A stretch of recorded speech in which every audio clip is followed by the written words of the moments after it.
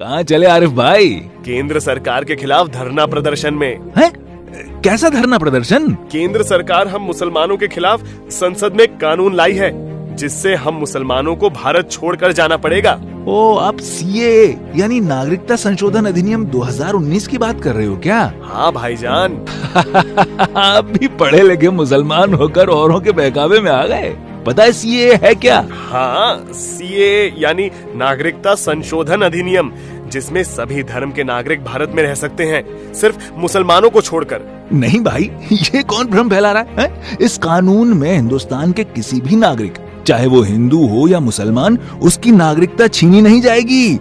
ये तो नागरिकता देने का कानून है। नागरिकता देने का कानून? हाँ, 3 देशों पाकिस्तान, बांग्लादेश और अफगानिस्तान से आकर लंबे समय से भारत में रह रहे शरणार्थियों को केंद्र सरकार ने नागरिकता देने का फैसला लिया है, जिसमें हिंदू, सिख, बौद्ध, जैन, पारसी और ईसाई धर्म के लोग हैं और ये लंबे समय से उन देशों में धार्मिक प्रताड़ना झेल रहे थे। सरकार ने ये भी स्पष्ट किया है कि 31 दिसंबर 2014 तक जो शरणार्थी भारत में आ चुके हैं, उन्हें ही भारत की नागरिकता मिलेगी। पर इसमें मुसलमान क्यों नहीं हैं? अरे भाई, वो इस्लाम धर्म मानने वाले देश हैं। वहाँ मुसलमानों को अपने धर्म को मानने से कौन रोकेगा? हाँ, बात तो सही है।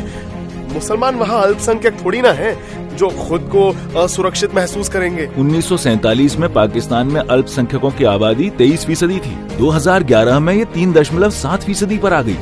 बांग्लादेश में अल्पसंख्यकों की आबादी 22% थी, जो 2011 में 10.7% हो गई। आखिर कहाँ गए ये लोग? अच्छा, तो क्या तुम नहीं चाहते शांत प्रिय देश भारत, जहाँ सभी धर्मों के लोग आपसी भाईचारे से रहते हैं, वहाँ ये शरणार्थी भी अपने नए जीवन की शुरुआत करें और उनके बच्चों को सम्मान से जीने का अवसर मिले? हाँ हाँ, सभी लोग शांति और भाईचारे से रहें, इसमें हमें क्या आपत्ति हो सकती है। पर भाईजान, केंद्र सरकार एनआरसी कानून भी तो बना रही है, जिसमें मुसलमानों को भारत छोड़ने की बात कही गई है। ये पूरी तरह से गलत है।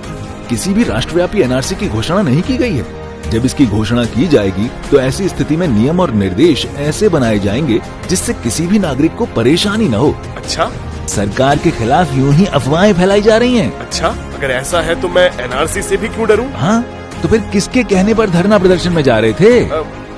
कांग्रेस, तृणमूल कांग्रेस, आम आदमी पार्टी, राजद, सीपीआई, सीपीएम और अन्य पार्टियों के नेता अपनी राजनीतिक रोटियां सेकने के लिए हम मुसलमानों को भड़काने की कोशिश कर रहे हैं। आप नहीं मिलते तो सीएए यानी नागरिकता संशोधन अधिनियम के विषय में समझ नहीं पाता और मैं भी अभी उस उन्मादी भीड़ का हिस्सा बन गया होता। लगता है अब समझ गए हो देश में अशांति फैलाने का खेल कहाँ से हो रहा है। हाँ भाईजान। तो देश के सभी मुसलमान भाइयों से अपील है, पहले खुद समझें सीएए यानी नागरिकता संशोधन अधिनियम 2019 है क्या, और औरों को भी समझाएं। साथ ही एनआरसी पर अफवाहों से भी बचें। नहीं तो झूठ और भ्रम फैलाने वाले ये राजनीतिक दल अपने वोट बैंक के स्वार्थ के लिए हमें आपस में यूं ही लड़ाते रहेंगे और देश में अशांति का माहौल पैदा करते रहेंगे। हम मुसलमान भी अब शिक्षित हैं, लोगों के बहकावे में आने वाले नहीं हैं।